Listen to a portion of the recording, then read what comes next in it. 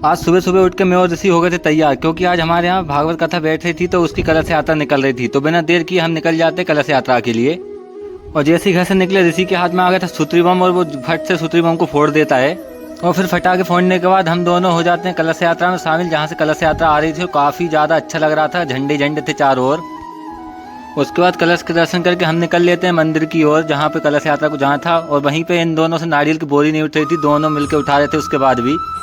फिर धीरे धीरे हमारी कलश यात्रा पहुंच जाती है नर्मदा जी के घाट पर। मेरे साथ आ जाता है सुजल। उसके बाद हम करते हैं नर्मदा जी के घाट पे एंजॉय। और यात्रा को आने में थोड़ा टाइम था, उससे पहले ही हम लोग पहुंच गए थे नर्मदा के घाट पर। और फिर अब नीचे जाना था हमको, और फिर मैं पहुंच जाता हूं नीचे, जे करता हूं, पानी अपने ऊपर छींटता हूं, और उसके बाद देखता हूं कलशों को। फिर नर्मदा जी के घाट पर होने लगती है सारे कलशों की पूजा। और उसके बाद फोड़ने लगते हैं फिर से फटाखे, और हवा में उछाल कर सूत्री में ऐसे फोड़े जा रहे थे जैसे 2 रुपये वाला फटाखा हो।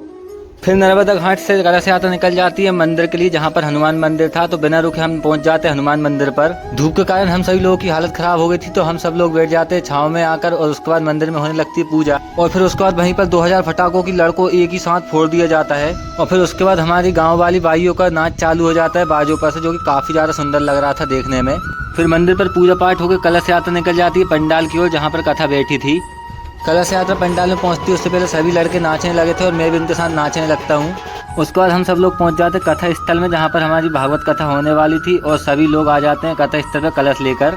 उसके बाद सभी लोग दर्शन करते हैं, और मैं भी दर्शन कर लेता हूँ। और उसके बाद मैं और ऋषि आ जाते अपने अपने घर भगवान जी के दर्शन कर।